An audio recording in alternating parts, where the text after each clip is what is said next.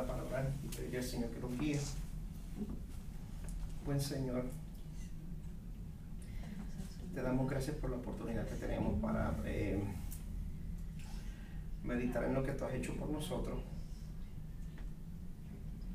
Y te pedimos, Señor, que por tu Espíritu Santo que eso nos afecte, que eso nos cambie, que, Señor, nosotros respondamos a la verdad del Evangelio, viviendo para ti, pero sabiendo, Señor, que esa es la respuesta a tu bondad y no la razón por la cual nos has salvado. Gracias, Padre, por el regalo que tenemos en Jesucristo. Te rogamos que tú dirijas nuestras discusiones aquí esta noche en el nombre de Jesús. Amén. Bueno, pues lo que hicimos la semana pasada fue la introducción, y lo que voy a hacer para poder usar el tiempo de la manera más eficiente posible, hacer unas preguntas de repaso breve, y eso les dará una idea más bien general de lo que cubrimos la semana pasada. Así que 5 preguntas. La primera es, a ver si se acuerdan los que estuvieron aquí la semana pasada, ¿cuál es la diferencia? No se preocupen, lo mío no es poner a nadie a sufrir. No, así me sentía yo en la clase de álgebra. Y yo no le quiero hacer eso a nadie. ¿Cuál es la diferencia entre uno ir a la iglesia y ser la iglesia? Voy a darles una pista. Ir a la iglesia es lo que llamaríamos consumismo. ¿Cuál sería la diferencia entre ir a la iglesia y ser la iglesia? Y si sienten que tienen algo que aportar, aunque no hayan estado aquí la semana pasada, con toda libertad. Es lo máximo. El consumismo era algo que yo me equivoqué al decir, pero hasta ahora me acuerdo. Acá está el consumismo. Por ejemplo, un ejemplo de lo que es ir a la iglesia con una mentalidad de consumo. ¿Qué significa eso? Cuando uno viene a la iglesia y quiere consumir. Solamente vengo a recibir. Que van solamente a recibir, a consumir. No son activos, pues no. Exacto. Bueno, por forman supuesto, parte de la iglesia, pero en cierto modo la iglesia, no nosotros estamos aquí para servirlos, así que en cierto modo sí vienen a recibir lo que el Señor tiene para ustedes a través de nosotros, pero ahí está el detalle, que no es solamente recibir, sino que ustedes son parte de la iglesia y son necesarios. Y lo que el Señor va a lograr a través de la iglesia lo va a lograr a través de cada uno de ustedes. Cada uno de ustedes son una parte esencial de la iglesia. Ninguno es más o menos importante que el otro por la función que tenga. Así que todos somos la iglesia. Y también eso nos deja saber que la iglesia no es un sitio al cual vamos el domingo, sino que de la manera que nosotros vivimos nuestras vidas el resto de la semana, estamos siendo la iglesia para el resto del mundo. La segunda pregunta, esto fue lo que yo mencioné más bien durante la discusión, no es parte del material. ¿Qué significa amar a la iglesia donde se encuentra ahora mismo? Amar a la iglesia donde se encuentra ahora mismo.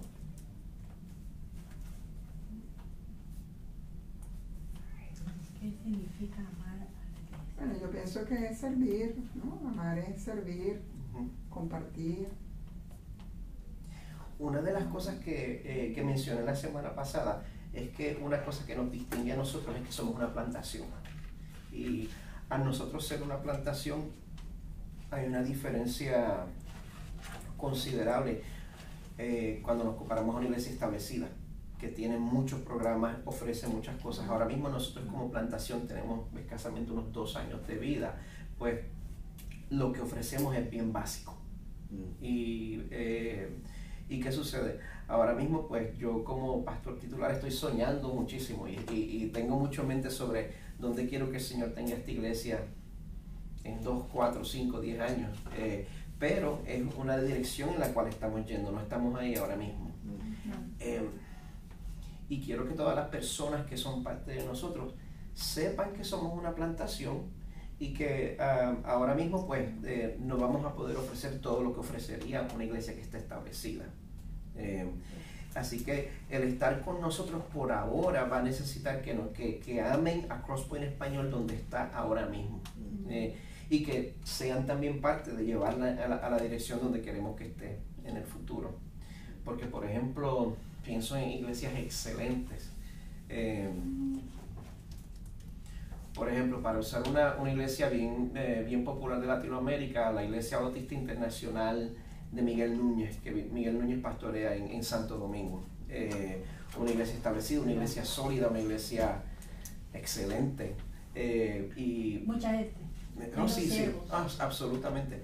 Pero ¿qué sucede? Aunque tenemos mucho en común en cuanto a nuestras enseñanzas, en cuanto a nuestras posturas teológicas y doctrinales, pues estamos en dos puntos bien distintos de nuestras historias. Ellos están bien establecidos y si alguien de ellos llega esperando recibir todo lo que puede recibir en la IBI, pues se va a decepcionar.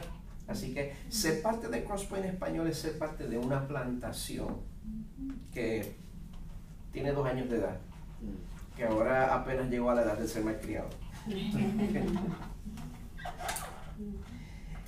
A ver, una de las cosas que revisé la semana pasada fue el proceso de membresía. ¿Alguna duda en cuanto a eso? Y sería más bien para los que todavía no son miembros, no son partícipes entre nosotros.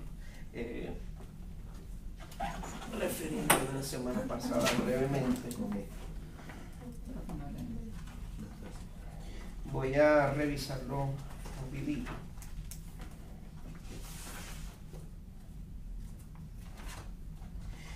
Lo que pedimos a las personas que desean hacerse miembros de nosotros es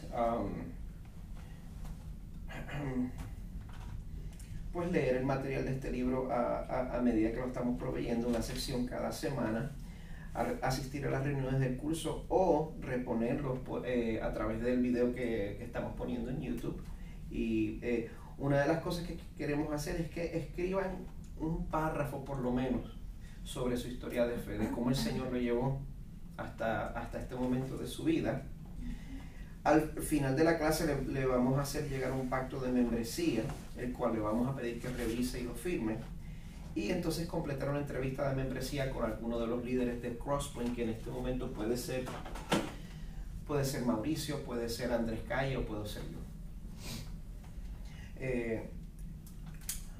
Pues, ¿qué sucede? Cada iglesia, nosotros estamos buscando maneras frescas y maneras únicas para nosotros de reaccionar a lo que Dios ha hecho con todo el mundo. Y todas las iglesias lo que están buscando es ver cómo reaccionar a lo que Dios hizo por nosotros. Y nosotros buscamos hacerlo a través de vivir lo que nosotros llamamos, esto no es de la Biblia, esto es algo que nosotros le pusimos ese nombre, los 4 ritmos de vida en el Evangelio. Y eso fue algo que nombramos la semana pasada. ¿Quién me quiere sorprender si se lo sabe de memoria?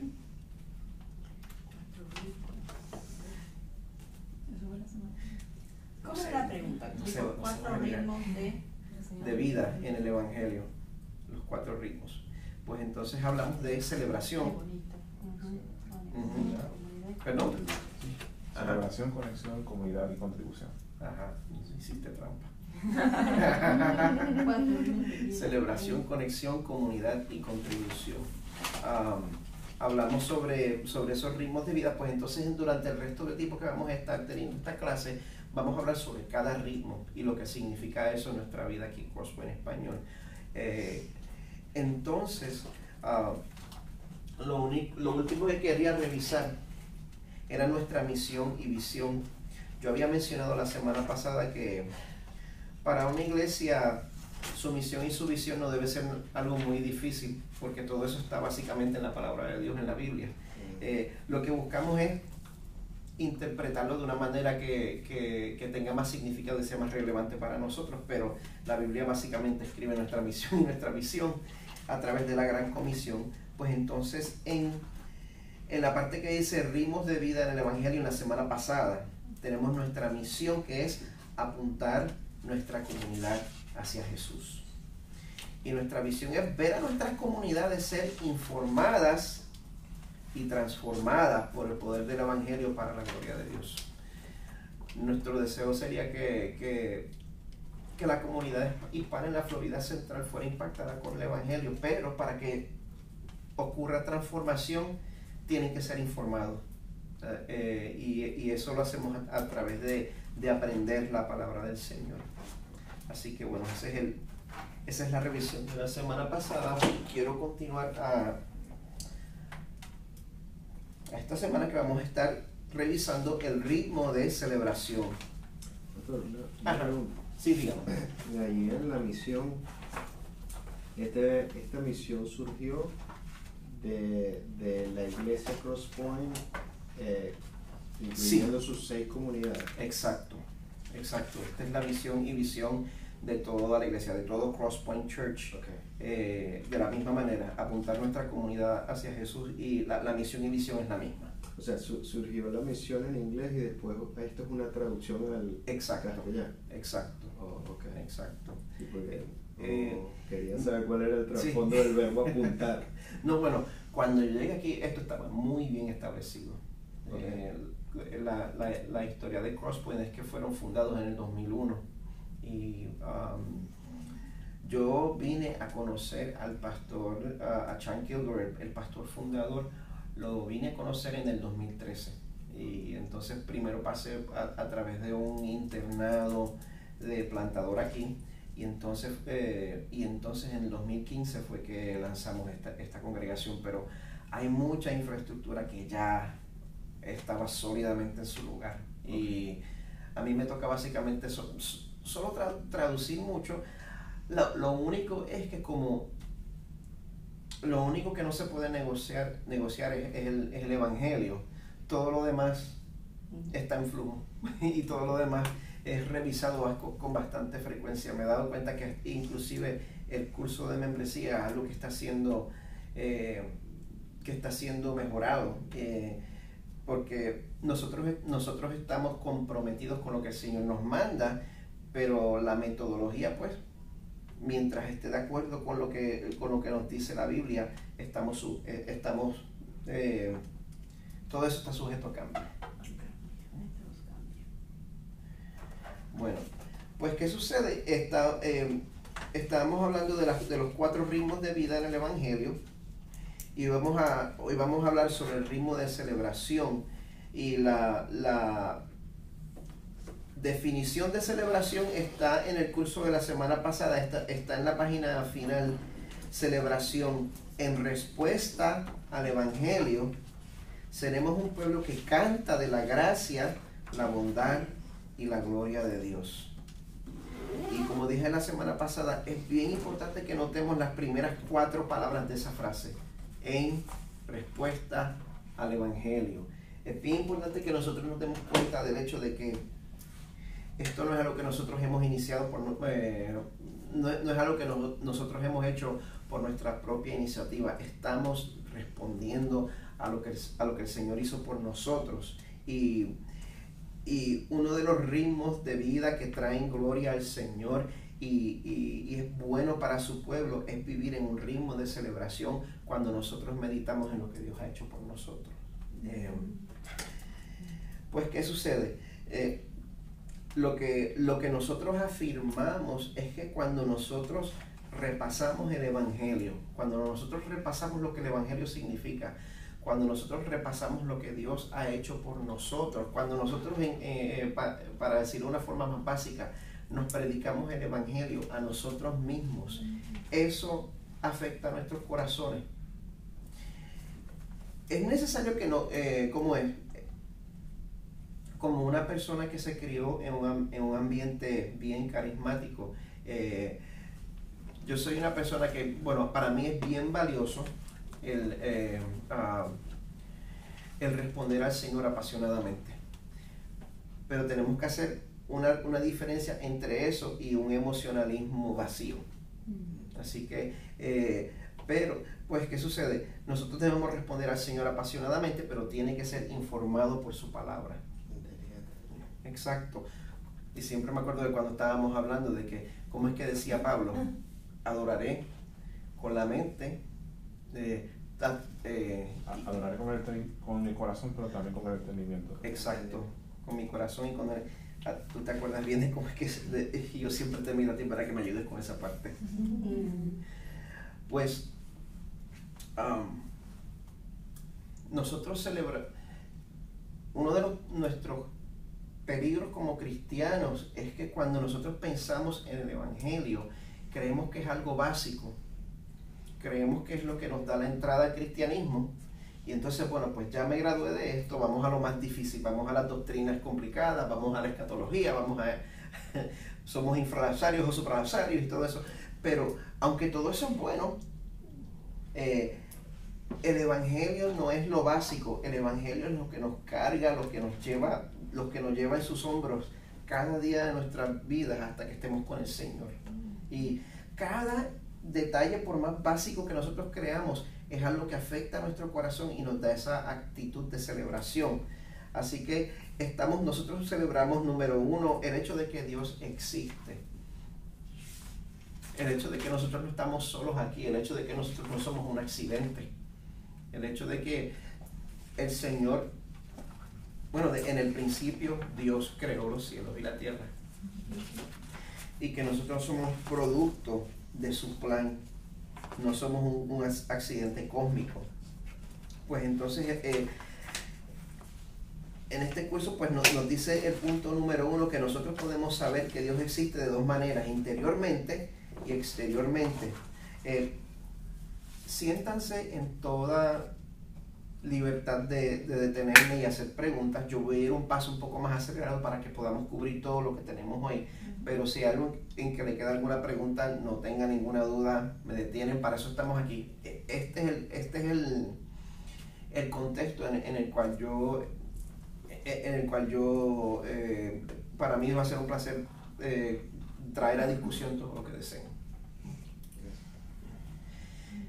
Nosotros podemos saber que Dios existe interiormente. Todos nacemos con un sentido interno de que Dios existe, lo dice Romanos 1, que el Señor nos lo reveló, lo sabemos. Lo dice también el Salmo 19, los cielos cuentan la gloria de Dios y el firmamento anuncia la obra de sus manos. Nosotros vemos, interactuamos con la creación y sabemos que Dios es. No es que nos tengan que convencer de eso, sino que nosotros lo sabemos en nuestro corazón. Y dice el Salmo 14, verso 1, que solo el necio puede decir en su corazón que Dios no existe. Lo sabemos interiormente y lo sabemos exteriormente, como dije ahora, Salmo 19, la escritura y la naturaleza. A mí me encanta la apologética, que es la ciencia y el arte de probar que la Biblia tiene razón a través de argumentos filosóficos. Y esto habla de la prueba cosmológica, teleológica y el argumento moralista. Y son cosas en las cuales de verdad me creo que traen prueba. Yo creo que si uno considera todas estas cosas con una mente abierta, uno ve que es una proposición, es una proposición, ¿cuál es la palabra que estoy buscando? Que al uno decir que Dios existe, uno no está matando su intelecto. Pero también estoy convencido que uno puede traerle todas esas pruebas a una persona, y si el Señor no ha tocado su corazón, uno puede decírselo hasta que uno se le acaba el aire, y la persona puede decirte, pues, tus argumentos son sólidos, pero no creo. Siempre a lo último Dios tiene que actuar en el corazón de la persona, siempre a lo último. Aunque para la persona que le interesa la apologética, si eso le interesa a usted, yo le sugiero que sí, que se lance de cabeza. Es buenísimo, pero siempre es bueno saber que todas las maneras en las cuales nosotros podamos probar la existencia de Dios, si el Señor no ha tocado el corazón de una persona, nosotros no lo podemos cambiar. ¿Qué es apologética? Apologética es, bueno, Déjame hacerle, estoy improvisándome la definición.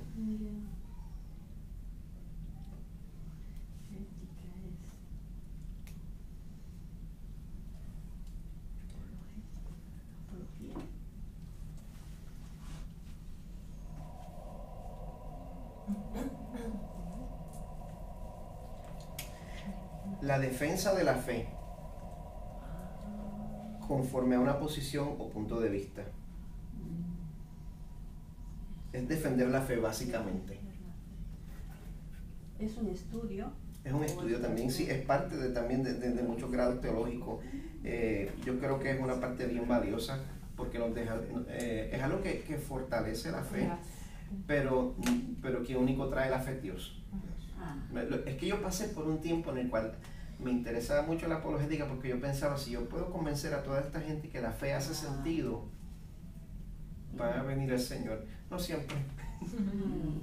Bueno, siempre es a través del Señor. A veces nos usa, a veces lo hace solito. Bueno, siempre lo hace solito, pero a veces nos usa y a veces no. Así que nosotros celebramos el hecho de que Dios existe.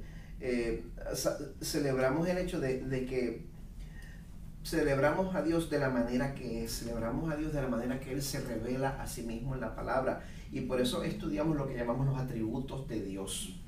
¿Cómo es Dios? Y perdónenme que voy a usar un lenguaje un poquito técnico y un poquito de seminario. Hay una diferencia en lo que se llaman los atributos comunicables de Dios y los atributos incomunicables de Dios. Un atributo es algo que describe a una persona. El pastor Miguel tiene barba. Ese es un atributo, barbudo, bajito. Y podemos seguir por ahí. Pues, ¿cómo es Dios? Pues hay atributos que son comunicables, que nosotros como su creación podemos compartir en cierto modo porque somos hechos conforme a su imagen. Y entonces hay atributos que solo los tiene Él, que no son comunicables. Dios es sin pecado, Dios es santo, Él es omnisciente, lo sabe todo, Él es omnipotente. Eso quiere decir que toda la creación está bajo su mando. Así que hay cosas que hay atributos que nosotros podemos reflejar y atributos que son exclusivamente de Él. Eso es una parte sobre el estudio de Dios. Mientras nosotros lo conocemos más de acuerdo a cómo la Biblia lo describe, más lo vamos a amar, más lo vamos a adorar. No hay tal cosa como que el conocimiento de Dios mate la adoración en uno. Mientras uno más lo conoce, más apasionado, más apasiona nuestros corazones. Así que nunca le tengamos miedo a estudiar la Biblia y conocer más y más a Dios. Nosotros adoramos a un Dios que es trino. Y eso quiere decir, estamos hablando de la doctrina de la Trinidad. Pues nosotros nos suscribimos a la doctrina de la Trinidad de acuerdo a cómo la iglesia del Señor se ha suscrito a ella desde el concilio de... Sí, gente, yo fui al seminario, yo se los prometo. Yo he leído ese nombre 1000 veces y no me acuerdo. ¿Será el de Nicena o de Trento?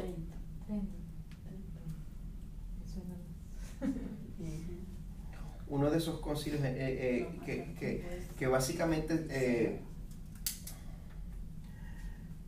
afirmó la doctrina de la Trinidad. Quiero que sepan, la Biblia no tiene la palabra Trinidad. Esa palabra no está en la Biblia. La Biblia, sino que la doctrina de la Trinidad es como nosotros describimos lo que la Biblia enseña. ¿Qué enseña la Biblia? Que Dios es uno. ¿Hay más de un Dios? El Shema hebreo. Oye Israel, Jehová tu Dios, Jehová uno es. Hay un solo Dios. Ahora, la Biblia nos enseña que el Padre es Dios, que el Hijo es Dios y que el Espíritu Santo es Dios. ¿Cómo es eso posible? No nos explica. Y nosotros no hay ningún otro ser que nosotros podamos pensar a quien eso le aplique. No lo podemos comparar, no tenemos un cuadro de referencia para comparar. No hay nada que se pueda comparar a eso. Pero la Biblia nos dice con toda claridad que hay un solo Dios, o sea que ese Dios es uno en naturaleza, en esencia, pero ese Dios que es uno en naturaleza es tres en persona. Sí. Y no dice cómo eso es posible, sino que lo afirma. Sí. Y yo creo que como cristianos, aunque es bueno que nosotros investiguemos y nos informemos en cuanto a la teología, también nos tenemos que acostumbrar a los misterios. Así es. Nos vamos a tener que acostumbrar a que van a haber cosas que la Biblia afirma y no todas las explica. Se respeta y se Exacto. cree. Exacto. Pues, ¿qué sucede? Esto es importante creerlo porque hay muchas personas, hay muchos maestros que son inclusive populares dentro de las iglesias que básicamente enseñan cosas que ya hace siglos la iglesia afirmó que son herejías en cuanto a la Trinidad. Y esto es lo que nosotros dentro de la iglesia hay enseñanzas que son secundarias donde puede haber debate, pero entonces hay enseñanzas que son esenciales donde tiene que haber unidad, y cualquier desvío en cuanto a eso básicamente significa que no vas al cielo si no lo crees así. La Trinidad es una de esas doctrinas. A mí no me interesa nombrar gente, más bien lo que yo hago es atacar las malas doctrinas, pero es muy común que haya maestros bien populares que enseñen lo que es el modalismo, y eso es una herejía. El modalismo significa que en vez de que las personas de la Trinidad son personas coeternas y coexistentes, que siempre han sido, que siempre han existido, que Dios, ellos afirman que Dios se ha revelado en diferentes modos a través de la historia, como si estuviera evolucionando. Que primero se manifestó como Padre, después se manifestó como Hijo, después se manifestó como Espíritu Santo. Eso es una herejía. Siempre que hablen de Dios y oigas la palabra manifestación, pip, pip, ahí tienes que saber, no, eso no es correcto, porque la Biblia nos dice que las tres personas han existido desde la eternidad juntas. Juan 1, en el principio era el Verbo. ¿Quién es el Verbo? Jesús. Y el Verbo era Dios y el Verbo era con Dios. Este estaba en el principio con Dios. Así que cuando hablen de manifestaciones, permitan que esa palabra los alerte. Y eso no es un asunto secundario, es un asunto esencial. Doctrina. Sí. Ahora estamos hablando del tema, ¿qué significa unitarismo o unicitarismo? Ajá, los unitarios, eso se da dentro de la iglesia pentecostal. Ellos también creen en el modalismo. Y,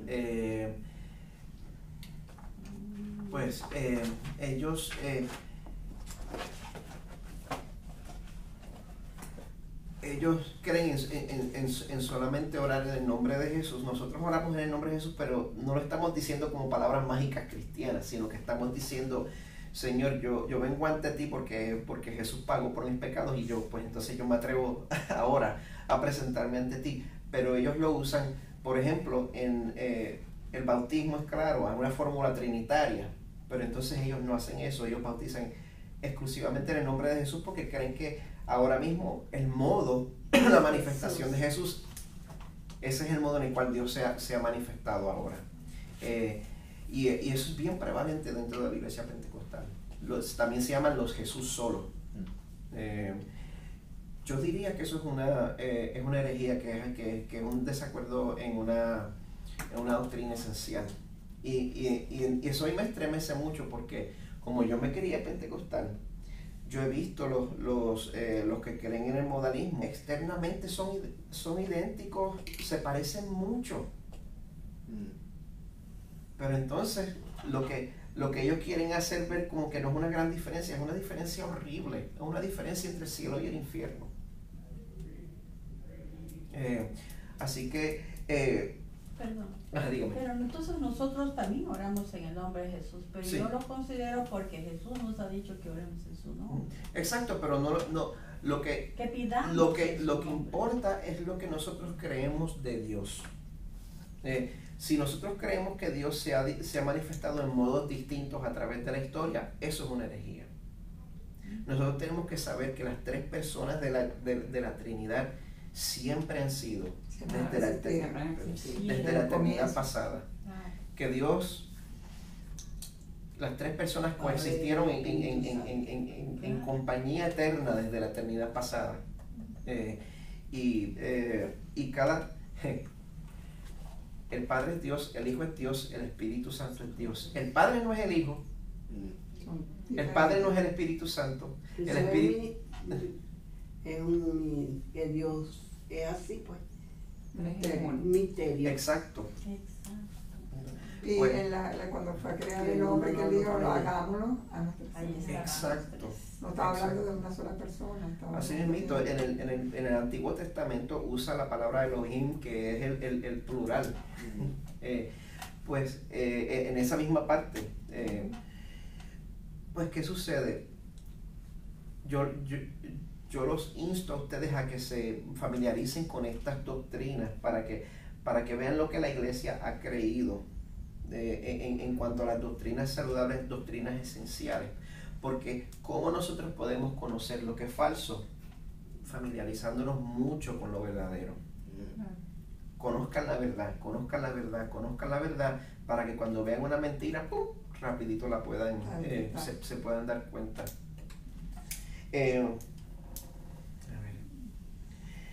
El Señor se comunica con nosotros de maneras distintas, a través de revelación general, que una vez más, Salmo 19, los cielos cuentan la gloria de Dios y el firmamento anuncia la obra de sus manos. El Señor la naturaleza, en mi caso, a mí la música me deja saber que hay un Dios. Hay personas que la matemática le deja saber que hay un Dios. El Señor, a través de su creación, nos deja saber que existe. Y también está a través de la revelación especial, su palabra. Es lo principal. Exacto, porque la revelación general no nos salva, solo podemos ser salvos a través de la información que encontramos en la revelación especial de su palabra.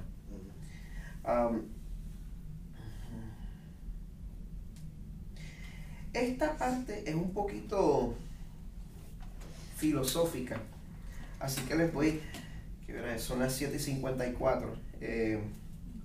Nos vamos a exceder un poquito, no los voy a tener aquí demasiado tiempo porque yo sé que tienen niños esperándolos. Pero les voy a rogar que este es el momento en que el sueño nos cae encima y esto puede ser difícil de seguir. Nosotros hablamos que el Evangelio, cuando hablamos del Evangelio, hablamos de lo que el Señor ha hecho con nosotros para nuestra salvación. Y hablamos de dos perspectivas del Evangelio, dos maneras diferentes de entender el Evangelio. Aquí los estamos llamando el Evangelio desde abajo y el Evangelio desde arriba.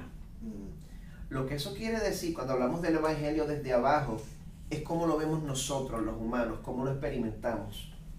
Y cuando hablamos del Evangelio desde arriba es como Dios lo puede ver.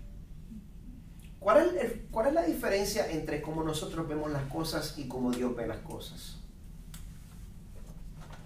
Y perdónenme que le baje con estas preguntas filosóficas a las 8 de la noche.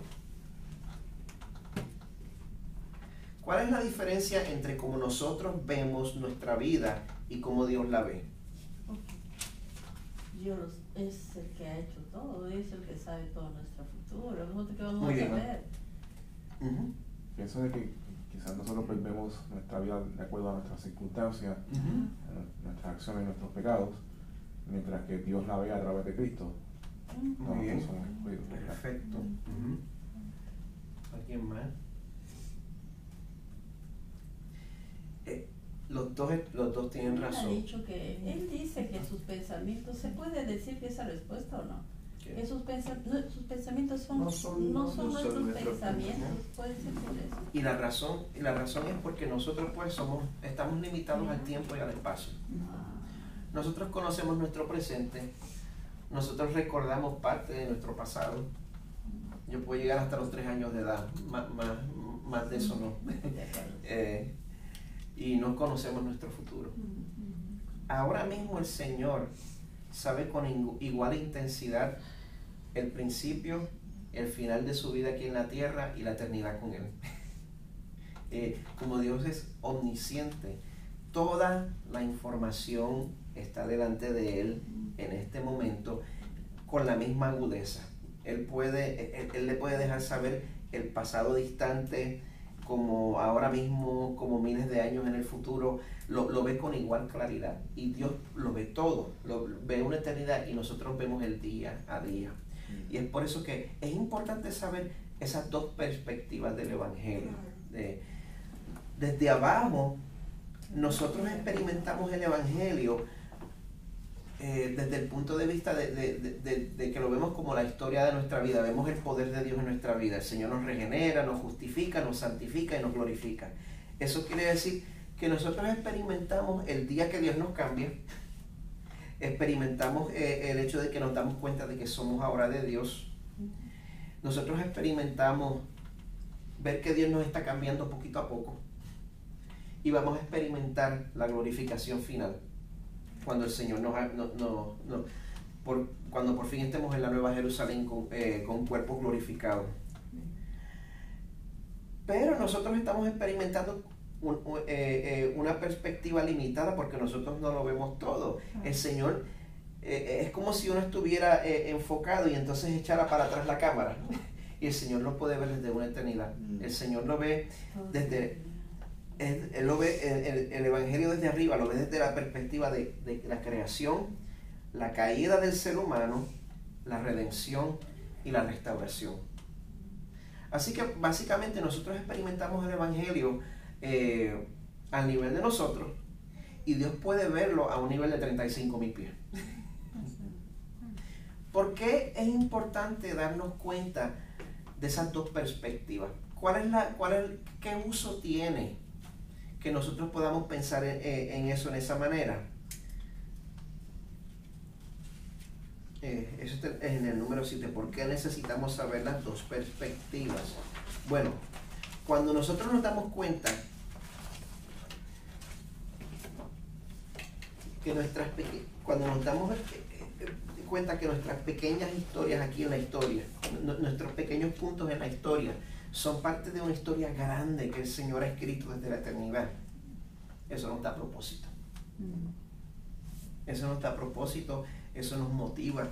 Cuando nosotros nos damos cuenta que nuestras vidas ahora en este momento son parte del plan del Señor para la eternidad, para redimir la tierra. Él se lleva la gloria, pero somos parte de esto. Es increíble. Eso nos da propósito. Es importante que nosotros nos demos cuenta que somos parte de un plan eterno del Señor. Ahora, también es importante que nos demos cuenta de nuestra perspectiva, porque entonces eso nos inspira a vivir en misión. Está la persona que dice, bueno, el Señor lo ha hecho todo, así que bueno, ¿para qué ocuparme en las cosas del Señor? ¿Para qué predicar si el Señor no tiene en buen puertorriqueño todo planchado? ¿Para qué? Pero bueno, el Señor no solo predestina el fin, también predestina los medios. Y como dicen en Efesios 2, hemos sido creados para andar en buenas obras, las cuales Él preparó de antemano para que anduviésemos en ellas. Así que la perspectiva del Evangelio desde abajo nos deja saber que nosotros estamos en un día a día y las decisiones que tomamos son importantes. Todo lo que estamos haciendo nos ayuda a pensar con nuestra misión y visión. ¿Cómo lo que estoy haciendo ayuda a apuntar a la gente a Jesucristo? Estoy teniendo un conflicto con mi esposa. Estamos discutiendo. ¿Cómo puedo comportarme de una manera que a nuestros hijos que nos están viendo, que los apunto hacia Jesucristo? El Evangelio aplica ese momento. El Evangelio aplica ese momento en que uno está peleándose con la esposa o el esposo. El Evangelio aplica. Es por eso que digo que el Evangelio es tan importante para todas las facetas de nuestra vida. Si en vez de ponerme defensivo, si en vez de ponerme defensivo con mi esposa y estar preocupado por ganar la pelea, me doy cuenta que lo más importante es que yo glorifique al Señor con mis acciones. Eso afecta la manera en la cual voy a hacer. Es morir a ti. Es también, exacto. Y a veces yo no tengo la razón. Pero pocas veces, no. Pero si ustedes conocen a mi esposa, yo nunca la tengo. A ver.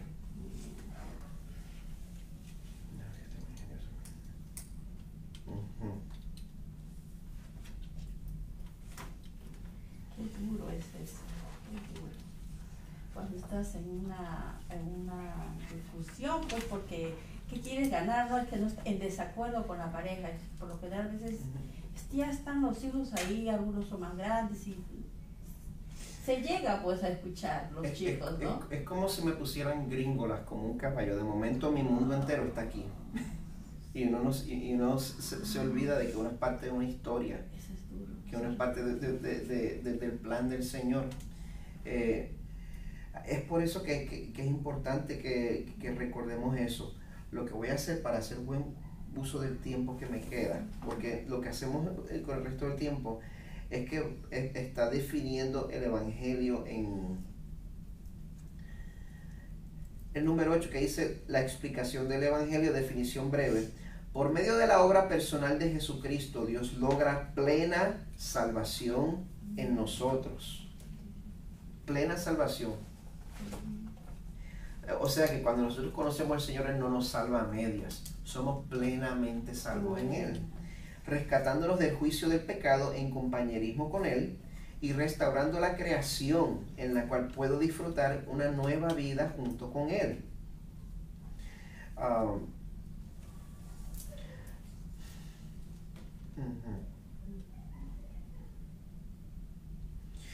Nos habla de la vida de Jesús. Yo, voy a resumirlo todo. Básicamente que la vida de Jesús fue perfecta. Que él vivió la vida en completa obediencia al Padre y vivió la vida que se supone que nosotros viviéramos, pero no hemos podido vivir. Y entonces habla también sobre los efectos de la muerte de Jesús. La muerte de Jesús expía nuestras culpas, nos sustituye a nosotros y carga el castigo de nuestro pecado. Eso es bien importante que lo sepamos, porque muchas veces nosotros todavía estamos luchando con el pecado aquí en esta vida. Yo sé que yo estoy luchando con el pecado en esta vida y va a ser así hasta nuestro último día de vida en este planeta, desgraciadamente. Pero nosotros tenemos que saber que Jesús vivió la vida perfecta, o sea que la perfección que Él nos está imputando a nosotros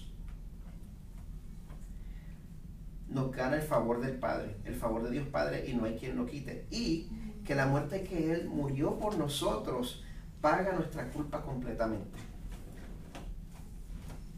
¿Qué sucede? Pecamos y sentimos, quizás no cubrió este pecado. Quizás este pecado no lo cubrió. Y entonces, pues, nada, como que entonces mejor no voy a la iglesia porque me siento mal. Mejor dejo que pase un poquito de tiempo para enfriarme con el Señor y entonces pues, otra vez. La muerte de Jesús cubrió todos nuestros pecados. En Hebreos nos dice que nos acerquemos a Él confiadamente. Si nosotros estamos viviendo en arrepentimiento, confesando nuestro pecado delante del Señor, y bueno, todo eso es evidencia de que somos del Señor y podemos venir ante el Señor confiados de que a través de Jesús Él nos ha perdonado.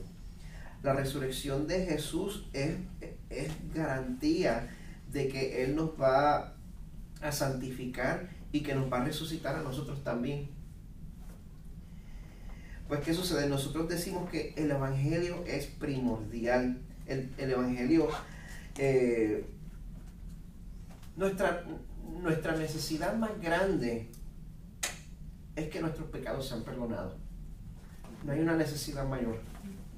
Si nuestros pecados no han sido perdonados, no importa lo que nos ofrezcan, no importa todo lo que nosotros logremos en este mundo, de nada vale. Porque si nuestros pecados no han sido perdonados, cuando nosotros tengamos que enfrentarnos a nuestro Creador, a dar cuentas por nuestra vida, vamos a ser castigados eternamente. Y todo lo que hayamos logrado en esta vida no va a servir para nada. El perdón de nuestros pecados es lo más importante que hay. Es por eso que el Evangelio es de primera importancia. Así era que Pablo lo llamaba. Y tenemos que saber, como dice 2 Corintios 5:21, al que no conoció pecado, Jesús, Él se hizo pecado por nosotros para que fuéramos hechos justicia de Dios en Él. Jesús se hizo nuestro sustituto y este trabajo es efectivo, es eficaz. Si usted ha recibido a Jesucristo, verdaderamente Dios le ama y Dios le acepta. Verdaderamente. Verdaderamente. Así que cuando nosotros no vivimos informados por el Evangelio, pues nosotros nos vamos a dos extremos. Nos podemos ir por los dos lados de la zanja. El lado de como dice aquí en el número 11, el lado de la religión y el moralismo. Yo confío en mi propia habilidad para obedecer a Dios, para que Él me acepte, ser bueno. O me voy por el otro lado de la zanja, de la irreligión. Pues como yo sé que no puedo vivir perfectamente, pues yo me alejo de Dios y hago mis propias reglas. Pero el Señor hizo un camino para nosotros, el Evangelio, el saber que en Jesús somos perfectamente aceptados y por lo tanto podemos obedecer a Dios porque ya Dios nos aceptó. La obediencia es una respuesta al hecho de que somos aceptados. Estamos operando desde una posición de aceptación, no estamos operando para alcanzar esa aceptación.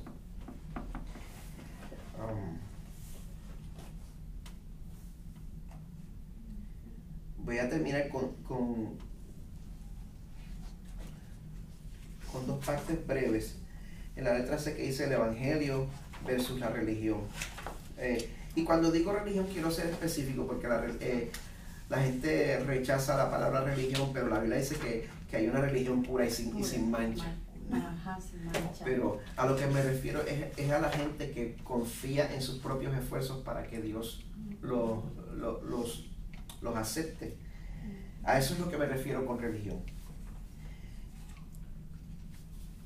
La persona que quiere agradar a Dios a través de su religión, él piensa, yo obedezco, por eso Dios me acepta. La persona que está pensando desde el punto de vista del Evangelio dice, Dios me ha aceptado y por eso obedezco. Así es. El religioso, pues mi motivación es por miedo o por inseguridad.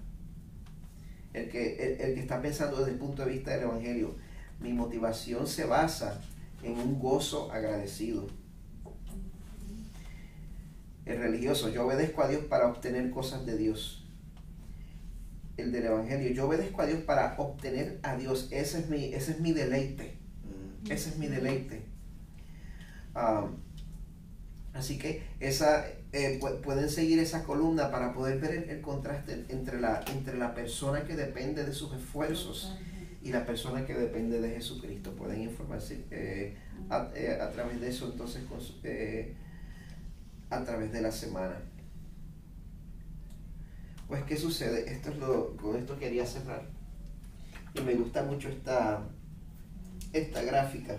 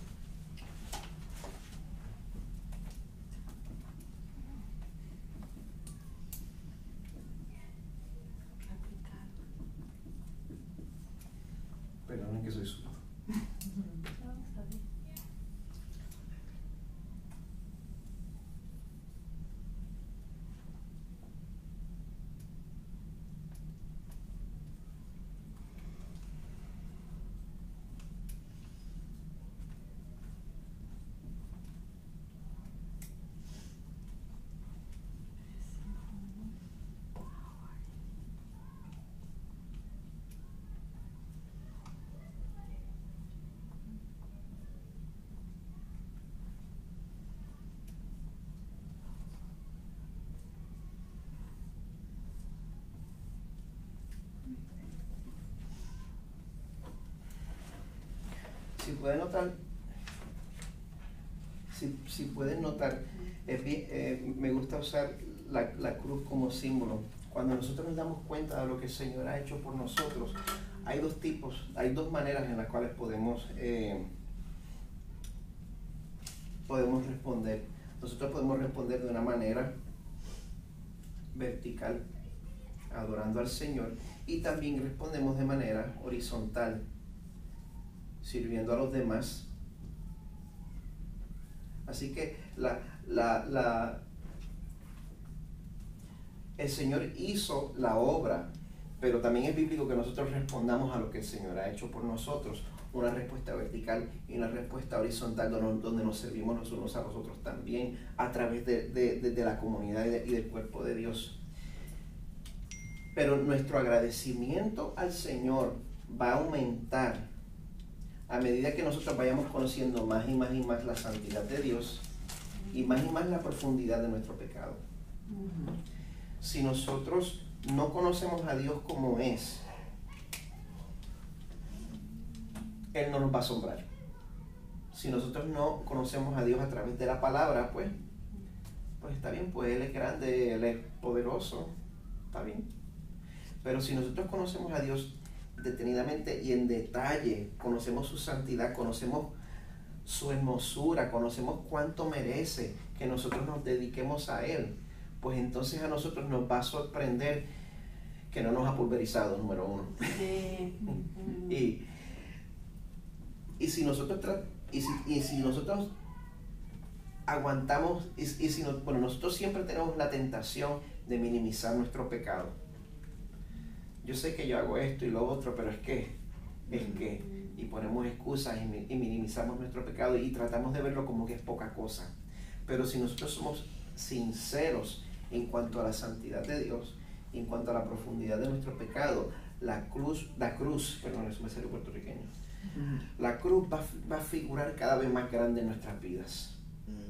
Y mientras más grande es la cruz en nuestras vidas, con más profundidad vamos a responder a lo que el Señor hizo con nosotros, hizo por nosotros. Así que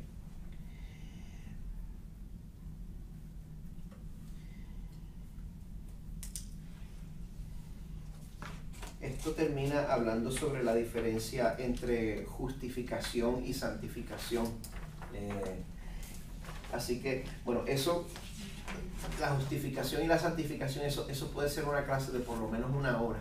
Así que para ir cerrando ahora, porque ya son las 8:15, justificación es nuestra posición delante del Señor. En Cristo ya no hay condenación para los que están en Cristo Jesús. Romanos 8. Somos justificados.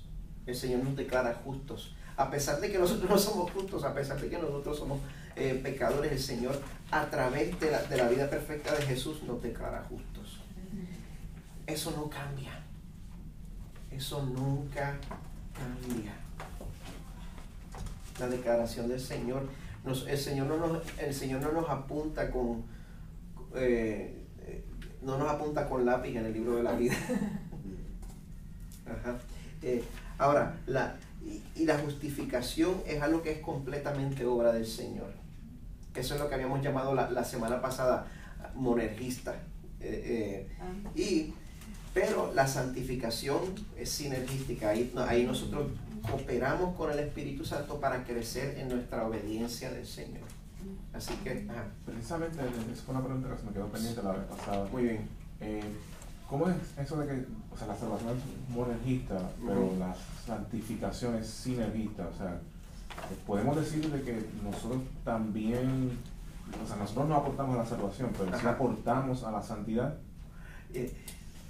Fíjate, en último análisis, al final del día, aún la santificación es a través de la gracia de Dios. Por esa es parte de mi duda. Al final del día, Dios se lleva la gloria 100%. 100%. Esa es una de esas tensiones misteriosas. La Biblia afirma nuestra responsabilidad. La Biblia afirma la soberanía de Dios y también afirma nuestra responsabilidad delante del Señor. Y Así que es importante que nosotros veamos que día a día tenemos que cooperar con el Espíritu Santo. Que mientras más cooperamos, ser obedientes al Espíritu Santo, más sensitivos vamos a estar. Y que mientras menos lo hagamos, más nos vamos a entumecer. Sin embargo, toda nuestra obediencia viene a través de la gracia del Señor. Es una tensión, es lo que yo te diría. Porque también todo eso depende del punto de vista que tú lo estás viendo. Como nosotros estamos una vez más confinados al tiempo y al espacio, es importante para nosotros darnos cuenta que tomamos decisiones y somos responsables por ellas. Pero desde un punto de vista eterno, desde 35,000 pies de altura, eso vino a través de la gracia del Señor. A lo último, Dios se va a llevar la gloria a nuestra salvación y nosotros no llevamos la culpa de nuestra desobediencia. Lo afirma, no lo explica, lo afirma. Es como por hacer como un paralelismo si Dios es monogersista en cuanto a la salvación, algunos han dicho, entonces ¿para qué tenemos que ir a predicar? Si Él es quien salva. Pero Él ha dicho y ha establecido en su soberanía que la prédica es a través de nosotros. ¿Por qué? Porque Él lo decidió así. Nosotros somos sus instrumentos para que alcanzar un objetivo del cual Él es quien está en control siempre. Entonces, igualmente pasa con la santificación. En la santificación, al final Él se lleva la gloria, como dice el pastor, pero nosotros cooperamos, porque la otro extremo de esa visión es, bueno, si el Señor me va a santificar, yo no tengo que hacer nada. Y lo explica Pablo en Romanos muy bien, ¿no? Entonces, bueno, si pecando abunda la gracia, entonces vamos a pecar más para que abunde más la gracia. Y el apóstol dice, de ninguna manera. Muy bien. Bueno. Y sin santidad nadie verá al Señor, siempre lo dice. Exacto. En la palabra. Exacto. Lo que es importante es que nosotros nos demos cuenta que esa vida esa santidad por la cual desde nuestra perspectiva estamos sudando. Sí, por la forma de vivir uno, todo llevar eso, la palabra. Y todo eso, Dios se lleva el crédito por eso. Sin embargo, el Señor nos va a responsabilizar. Tenemos que llevar el rostro de Jesús, santificarnos cada día. Pero eso es su gracia también. Exacto. Tener amor al prójimo, que es lo más importante que nos pide Dios, el amor hacia los demás. Sin amor nada consigues. Y yo creo que es bien fácil uno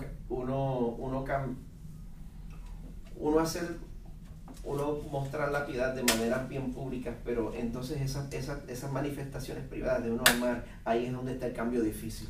Sí. Yo creo que ahí es donde más se manifiesta el Espíritu pero Santo. mientras tú más lees la palabra, más te sientes con amor para tu prójimo. Exacto. Seguir su mandamiento. Es que el Espíritu es el que te ayuda a todo eso. Exacto. Eso es lo más lindo, que tener el Espíritu de Dios. Exacto. Bueno, voy a honrar el tiempo y voy a concluir ahora, a menos que haya alguna pregunta urgente. Igual la semana que viene sí vamos a estar en la capilla. El cuido va a seguir siendo allí en el 152, así que vamos a concluir ahora en oración. Buen Señor, gracias.